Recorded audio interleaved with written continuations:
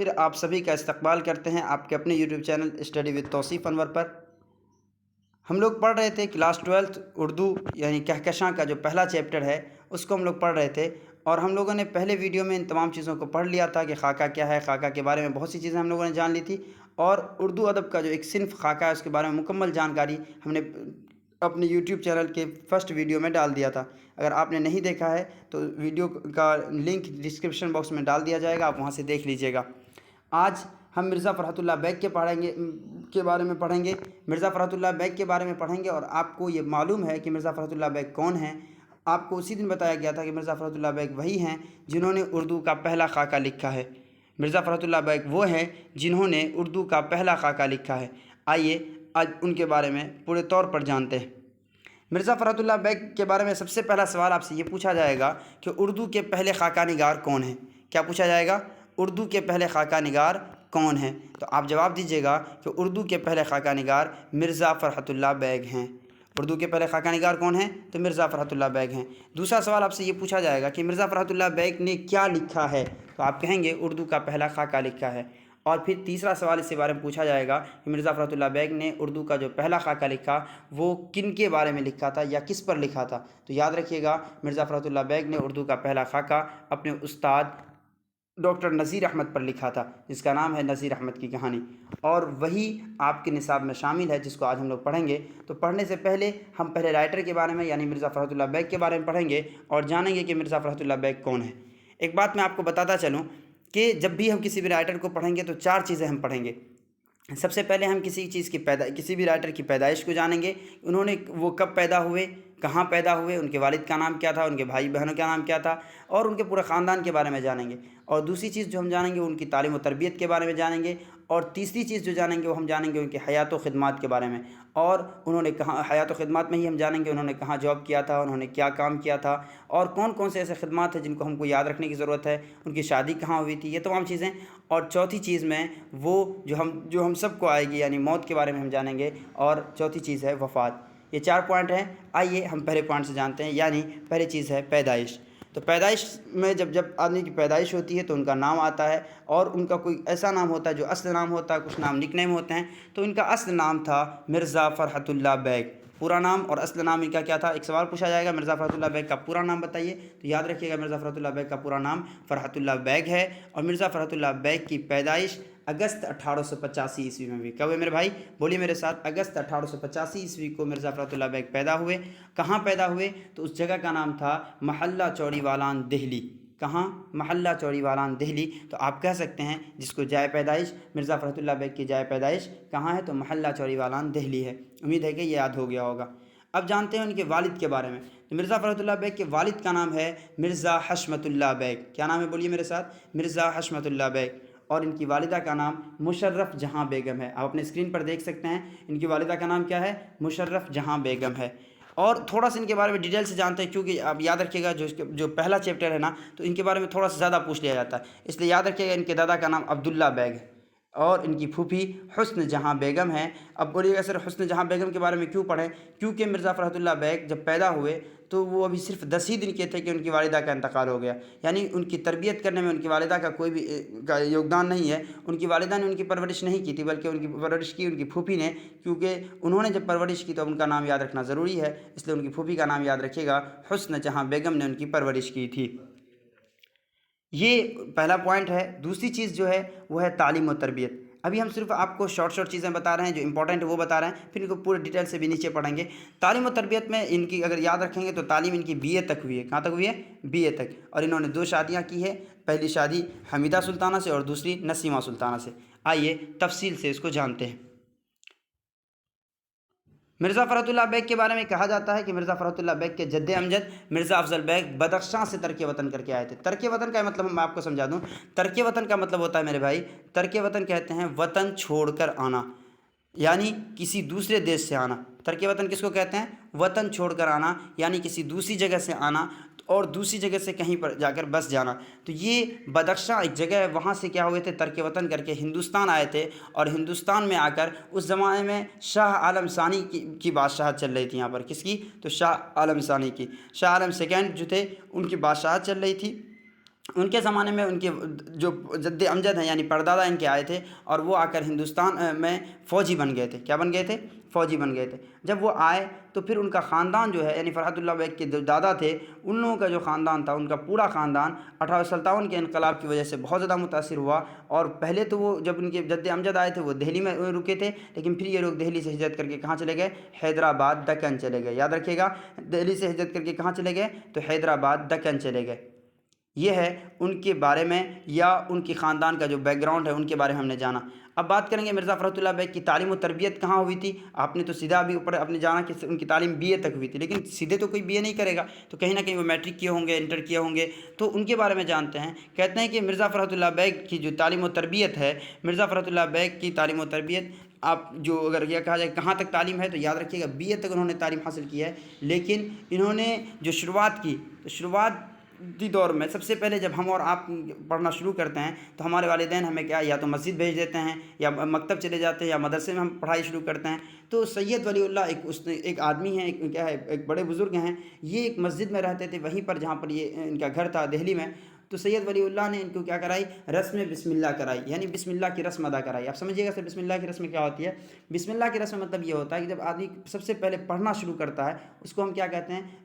بسم اللہ کی رسم ادا کرنا کہتے ہیں. جب مولوی صاحب پہلی مرتبہ ہم کو بسم اللہ پڑھاتے ہیں اور سب سے پہلے ہم پڑھنا شروع کرتے ہیں تو اسی کو کہتے ہیں رسم بسم اللہ. تو رسم بسم اللہ کس نے کرائی؟ بولیے میرے ساتھ، سید ولی اللہ نے. آپ کو یاد ہو گیا ہوگا. اس کے بعد پھر کہتے ہیں کہ گورنمنٹ ہائی اسکول کشمیری دروازہ دہلی سے انہوں نے میٹرک کا امتحان پاس کیا، جس کو انٹرنس کہتے ہیں. ایک وہ انٹرنس ہوتا ہے جو ہم لوگ کسی ایگزام کو پاس کرنے کے لیے دیتے ہیں. ایک انٹرنس انٹر سے پہلے یعنی میٹرک کو کہتے ہیں. تو انہوں نے میٹرک کب کیا؟ تو میٹرک انہوں نے کشمیری دروازہ دہلی سے پاس کیا تھا. اور کہاں انہوں نے اس کے بعد کیا کیا؟ تو کہتے ہیں 1901 میں ہندو کالج میں داخلہ لے کر 1903 میں انٹرمیڈیٹ کی سند حاصل کی. آپ کو سمجھ میں آ گیا ہوگا کہ 1901 میں انہوں نے میٹرک کیا، اس کے بعد 1901 میں ہی انہوں نے ہندو کالج میں داخلہ لیا اور 1903 میں انٹرمیڈیٹ کی سند حاصل کی. پھر انہوں نے سینٹ اسٹیفنس ایک کالج ہے وہاں سے انہوں نے بی اے کی تعلیم حاصل کی. اور اس کے آگے بھی تھوڑا سا جانتے ہیں کہ انہوں نے ایم اے میں ایڈمیشن تو لیا تھا لیکن ایم اے پورا نہیں کر پائے تھے. اس لیے ان کی تعلیم اگر آپ سے پوچھا جائے گا کہ بتائیے مرزا فرحت اللہ بیگ کی تعلیم کہاں تک ہے، تو میرے بھائی یاد رکھنا ان کی تعلیم کہاں تک ہے؟ بی اے تک ہے. بی اے سے آگے مت بولیے گا کیونکہ وہ پڑھائی پوری نہیں کیے تھے. اب کہتے ہیں جس طرح سے اور بچوں کی خواہش ہوتی ہے اور بچوں کا شوق ہوتے ہیں تو خود مرزا فرحت اللہ بیگ بھی دوران تعلیم ہے نا بہت سی چیزوں کے شوقین تھے، جیسے کہ کرکٹ، ٹینس وغیرہ کھیلوں کے بہت زیادہ شوقین تھے. آپ نے جانا کہ مرزا فرحت اللہ بیگ جو ہیں، مرزا فرحت اللہ بیگ کی تعلیم و تربیت کہاں تک ہے؟ تو بی اے تک ہے. اور مرزا فرحت اللہ بیگ کو اپنے وقت میں ہے نا کرکٹ سے، ٹینس سے، ان سب سے بھی دوستی تھی، تمام کھیلوں سے ان کو دلچسپی تھی. اب جانتے ہیں مرزا فرحت اللہ بیگ کی حیات و خدمات. اپنے اسکرین پر دیکھیے. حیات و خدمات کا مطلب ہوا ایک تو وہ انہوں نے جو زندگی گزاری وہ، اور دوسری چیز حیات و خدمات میں آپ جانیں گے مرزا فرحت اللہ بیگ کے بارے میں انہوں نے کون سا کام کیا، پڑھنے کے بعد انہوں نے کیا کیا کیا. اور دوسری چیز آپ کہیں گے مرزا فرحت اللہ بیگ نے تلاش معاش کے لیے کون کون سے کام کیے، اپنے گھر چلانے کے لیے کون کون سا کام کیا، اور پھر کون ایسے کام ہیں جس کی وجہ سے ہم ان کو یاد رکھتے ہیں، ان کے کون سے خدمات ہیں، ان سب کو جانتے ہیں.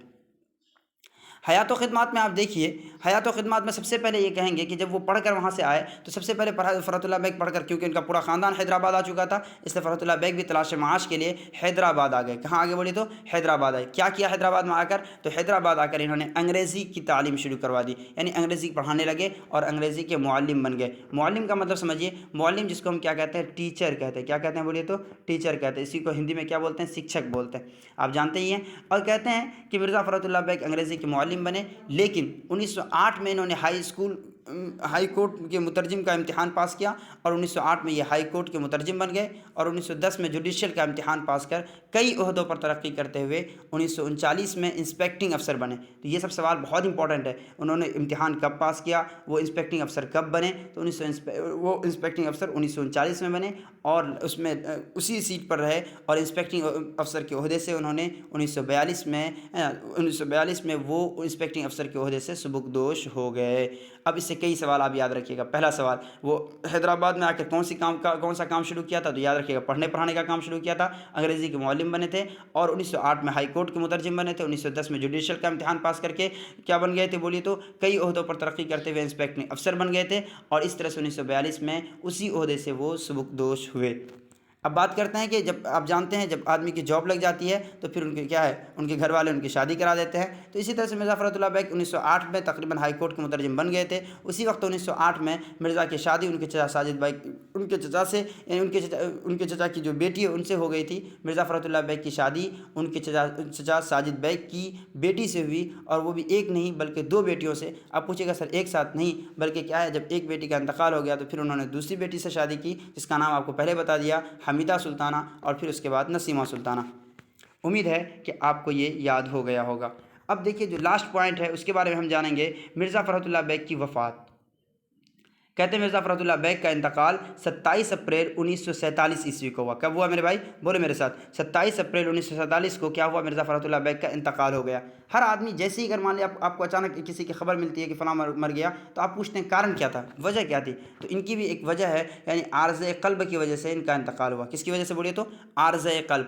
عارض قلب مطلب کیا ہوتا ہے, دل کا رک جانا, جس کو آپ ہارٹ اٹیک کہتے ہیں, ہے نا. اچانک دل کا دورہ جو کیا رکنا بند, یعنی دل کیا کرنا, یعنی دل کا جو کام ہے وہ کام پورا نہیں کرتا, یعنی پمپنگ کرنا چھوڑ دیتا ہے. اسی طرح سے جس کو آپ کیا ہے ہارٹ اٹیک کہہ سکتے ہیں. تو ہارٹ اٹیک کی وجہ سے مرزا فرحت اللہ بیگ کا انتقال ہو جاتا ہے. عارض قلب کی وجہ سے مرزا فرحت اللہ بیگ کا انتقال ہوا اور سرائے الہی چمن قبرستان میں ان کو دفنا دیا گیا. اسی لیے کہا گیا کہ سرائے الہی چمن قبرستان میں وہ مدفون ہیں.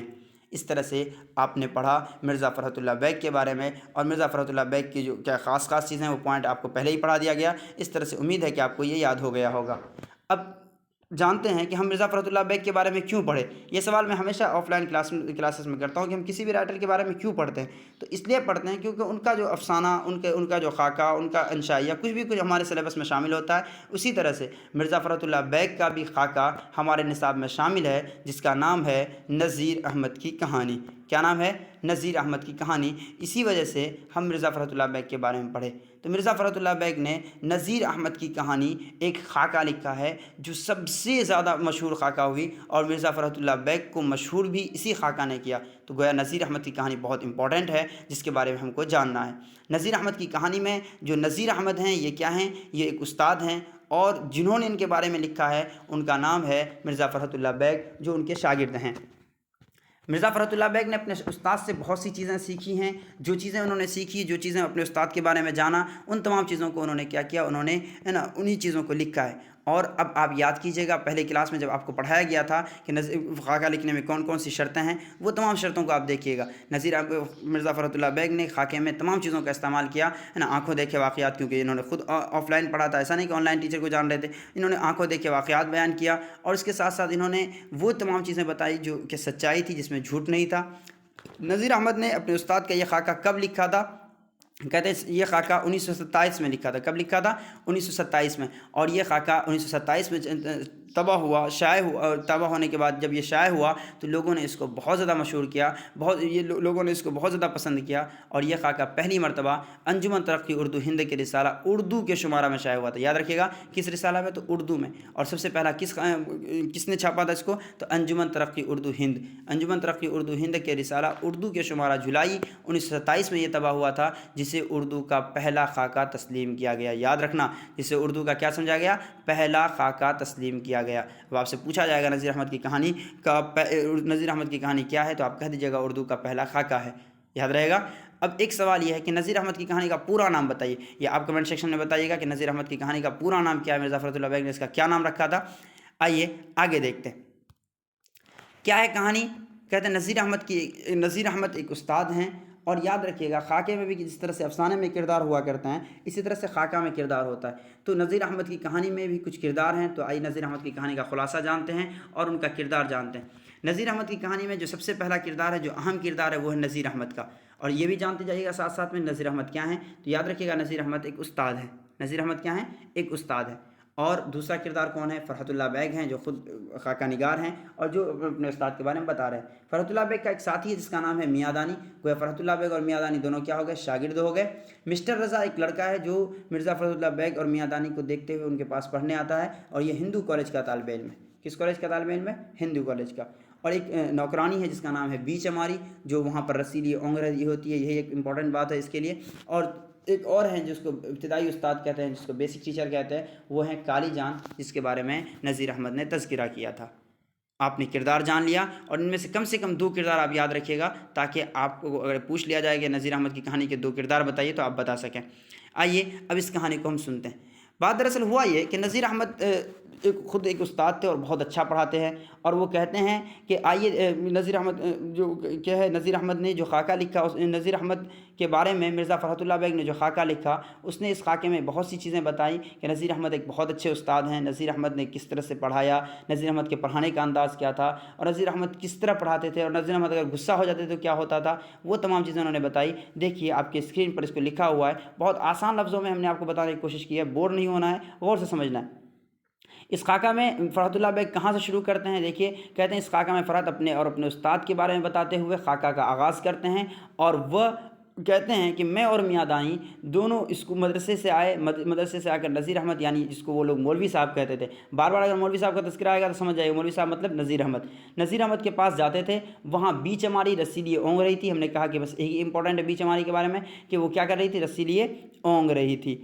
अब उसके बाद जब मिर्ज़ा फ़रहतुल्लाह बेग और ये दोनों कहाँ चले गए, नज़ीर अहमद के घर पर गए, तो नज़ीर अहमद के पास इन्होंने पढ़ाई की, और जब पढ़ाई की कहते हैं कि उस्ताद इनको इस तरह से पढ़ाए कि जब पढ़ कर उठे तो सब कुछ याद था, मगर दिमाग पर किसी किस्म का बोझ नहीं था, उनके जहन पर कोई भी बोझ नहीं था कि नहीं बहुत ज़्यादा टफ है, क्या पढ़ाया गया, ऐसा कुछ नहीं, उनको याद हो जाएगा। इंशाल्लाह मैं भी कोशिश करूँगा कि आप अपने क्लास में आपको ऐसे ही याद करा दूँ, लेकिन शर्त यही कि आप मेरा साथ दीजिए और हमारे फार्मूला पर अमल करते रहिए।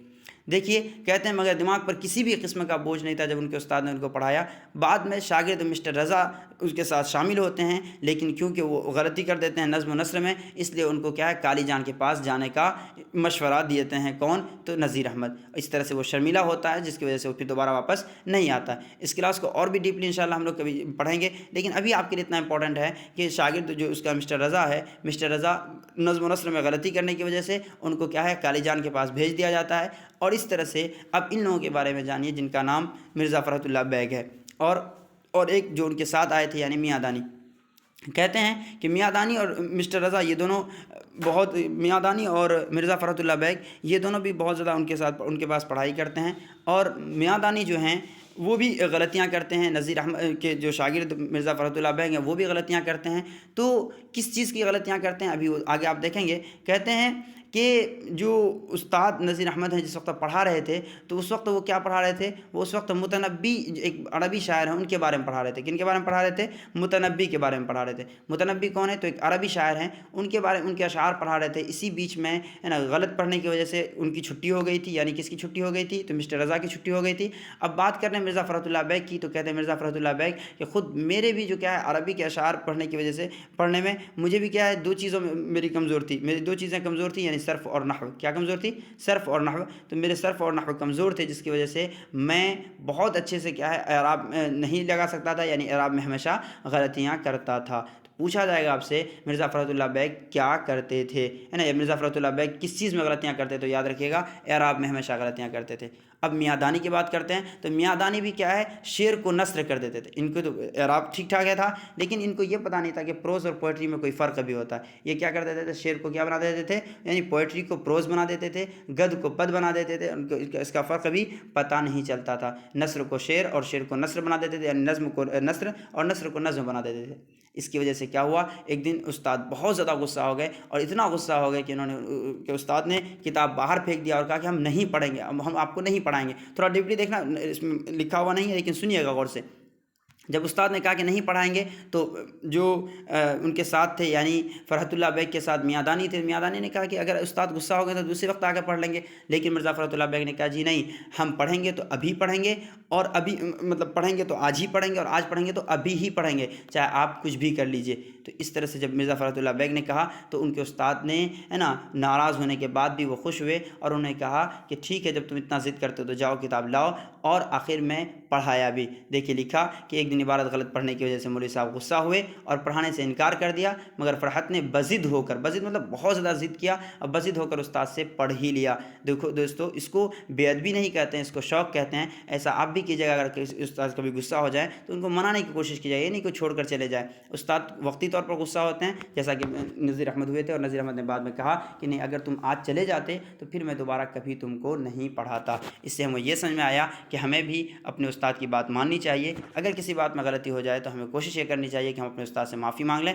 اگر اس وقت وہ نہیں مانتے ہیں تو ہمیں رک کر رہنا چاہیے, ہمیں خاموش رہنا چاہیے. استاد کا دل نرم ہوتا ہے, وہ آپ کو معاف کر دیں گے. میرے دوستو, آج کی کلاس کو ہم یہیں پر روکیں گے. آج میں ہم نے آپ کو بہت سی چیزیں پڑھا دی ہیں, ایک بار میں آپ کو پھر اوپر سے بتا دوں گا, لیکن اگلی ویڈیو میں آپ کے اس چیپٹر سے جتنے بھی سوالات ہیں اس کو سالو کروایا جائے گا. اگر آپ کے ذہن میں بھی کوئی بھی ڈاؤٹ اس چیپٹر کے بارے میں ہے تو آپ کمنٹ سیکشن میں پوچھیے گا, اور میں آپ کو ضرور اس کا آنسر دوں گا. آپ انشاءاللہ آپ کو اگلے ویڈیو میں آپ کو بتاؤں گا. آئیے ایک مرتبہ خلاصہ بتاتے ہیں ہم نے کیا جانا.